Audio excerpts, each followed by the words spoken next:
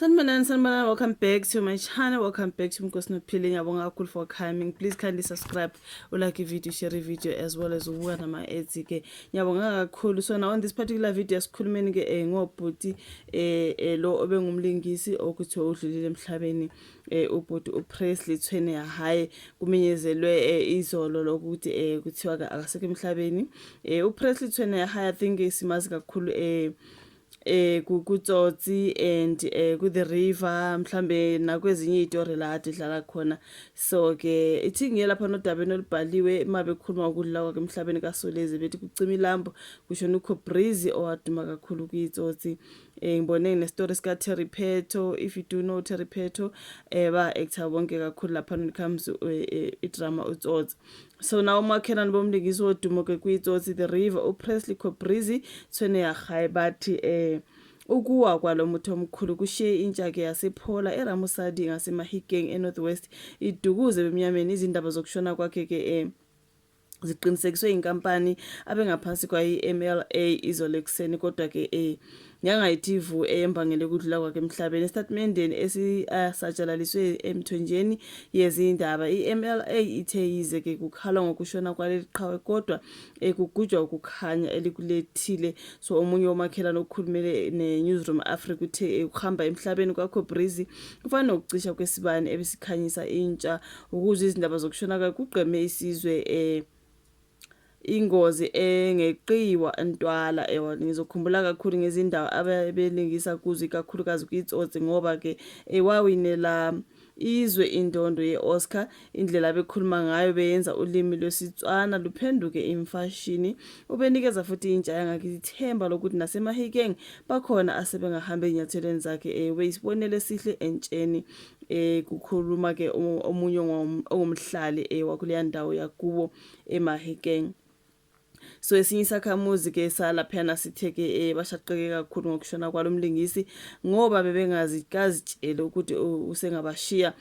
Sizomkhumbula ngokubeka iMahikeng ebalazweni lomhlaba ngokusho kukamzala kaPresley ocele ukungadalulwa ngoba ke akaqokiwe njengezokhulumela umndeni izindaba zokushona kwaleli qhawe. Umndeni uzizwe ngonkosikazi ke wakhe.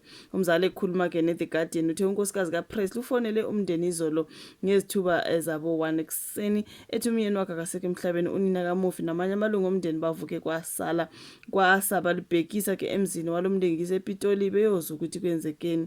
So uKhobrizi ke ubengahlonishwa kuleli kuphela kodwa nasemazweni angaphandle ubethulelwa ke isiqhoko ngekhono lakhe. So ke uKhobrizi waqanjwa ke unina uAgnes Gyagile ngoPresley ngenxa yokuthi wayezifela ngengwazi yomculi wangaphesheya ongasekho ke uElvis Presley.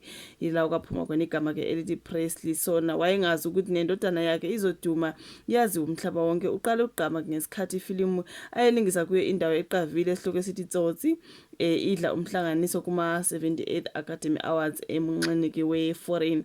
So kusukela lapho ke lomlingisi akabangesabheke emva kugcine ke selingisa emidlalweni yasethelevishini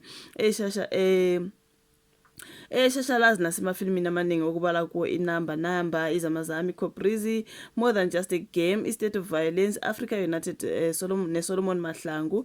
Phakathi kosaziwayo abashaqekile ngokushona kaKhobrizi kubala ke noza kwabo ayilingisa naye ke kuTsotsi uTerry Pheto.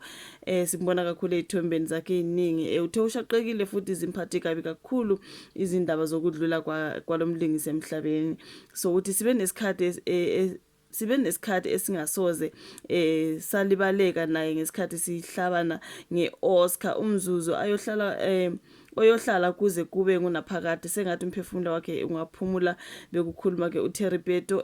Nabamaqembu ezepolitiki abafunanga ukusala ngaphandle kubongene emswaneni kubona khona kunobhala jikele we-ANC uMnumzane Fikile Mbalula noMK Party uMnumzane Floyd Shivambu. I-EFF ne-IFP bakhipha izitatimende bedlulisa ke amazwi enduduzo ngokuwa kwalomthi omkhulu ubhuti ke uPresley Tshweneyas High. Ushona nje ngo-2023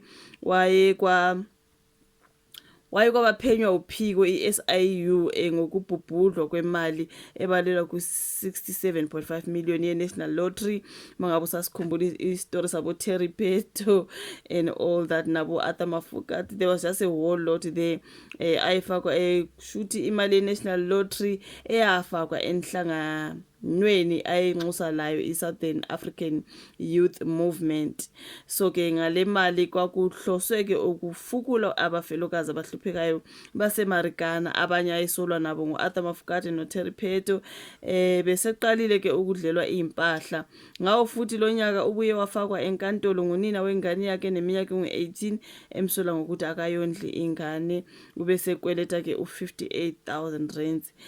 Ngiye ngabona abantu bekhuluma ngokuthi hayibo uPresley ubengondla umntana, abantu bethi hayi guys, le ndaba yomntana ayikhulunywe sekudlulile ke udaba lwesifo, mhlawumbe sebekiwe ke endaweni yakhe yokugcina, sekungakhulunywa ngokuthi hayi bengondla ingane bengathini, because I think i-timing yona nje ayivumi bafethu. Come on man, umuntu adlule emhlabeni sesiqala ukubalabala sibambe lokhu nalokhu, kanti ke kungaba kuhle kuqale kudlule kumsebenzi wokungcwatshwa kwakhe and everything else, sesingaqala ukukhuluma ngezinye izinto. Iyona ke into engizwe abantu bekhuluma ngayo kakhulu, kodwa yena ke bafethu udlulile emhlabeni, ubhuti esimazi kakhulu ku story lesani sithi Tsotsi lapha athi etha khona abo Terry Peto of course.